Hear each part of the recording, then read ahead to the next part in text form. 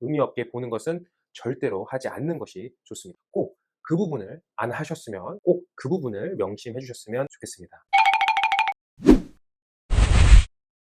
안녕하세요. 교육 전문가 잭쌤입니다. 여러분들 가장 중요한 거, 우리 아이들이 집에서 어떻게 하면 영어 공부를 잘할 수 있을까, 또는 내가 잘하고 있는 걸까 되게 궁금하실 겁니다. 집에서 여러분들 이런 방법을 하시면 절대로 안 됩니다. 우리 아이들이 영어를 잘하기 위해서 정말 많은 것들을 집에서 학부모님께서 해주고 계시는데요. 그 부분들 정말 중요하지만 잘하는 것보다 안 하는 걸 확실하게 파악하는 것이 제일 중요합니다. 자, 그래서 영상 꼭 끝까지 시청하셔서 우리 아이들이 잘못된 방법으로 영어를 배우지 않게 저 잭쌤은 잘못된 영어 공부 방법에 대해서 낱낱이 파헤쳐 드리고자 합니다. 그럼 한번 같이 한번 봐볼까요? 자, 집에 있으면 우리 아이들이 영어로 잘 노출되기 위해서 영어 테이프 또는 요즘에는 오디오북 또는 영어 동요 계속해서 영어를 노출시켜주고 계시는데 과연 이게 올바른 내용일까요? 우리 아이들이 이게 듣고 있는 게 정말로 검증된 건지 혹은 문법적으로 틀린 건지 잘못된 것들이 있을 수가 있기 때문에 꼭 전문가에게 인증된 믿을 만한 정보를 통해서 아이들에게 노출시켜주는 것이 가장 중요합니다. 그냥 막연하게 틀어주면 영어 실력이 늘겠지 하시지 말고요. 잘못된 걸 틀으셔서 우리 아이들의 공부가 잘못돼서 원점으로 돌아가는 게 다시 바로잡는 게 힘들기 때문에 꼭 그 부분을 명심해 주셨으면 좋겠습니다. 두 번째 같은 경우에는 어린 나이부터 많은 정보를 습득한다면 추후에 시간을 아낄 수 있겠지라는 생각을 하실 텐데요. 절대 그렇게 하시면 안 됩니다. 무작정 외우게 하는 방법은 정말로 독이 되는 영어 공부 방법입니다. 외우게 하는 게 아니라 자연스럽게 아이들이 습득을 하는 게 중요하기 때문에 어린 나이부터 영어를 외우게 하는 그런 스트레스를 절대로 주시면 안 됩니다. 오히려 그렇게 되면 영어에 담을 쌓을 수 있거든요. 그러면 영영 영어를 보는 게 두려움, 심지어 트라우마까지 생길 수 있기 때문에 꼭 그 부분을 안 하셨으면 좋겠습니다.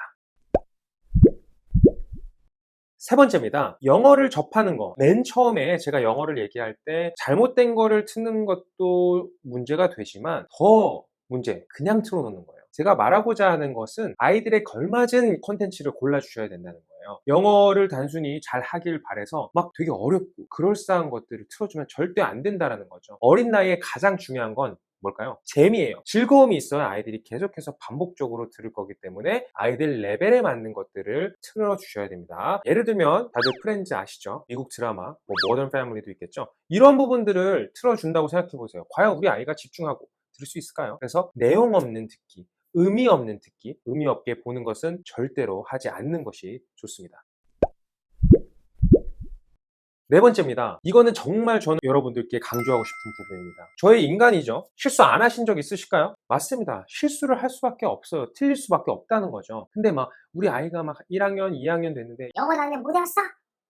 옆에 옆집 철수는, 옆집 영희는 그렇게 잘한다는데. 이러면 절대 안 된다는 거예요.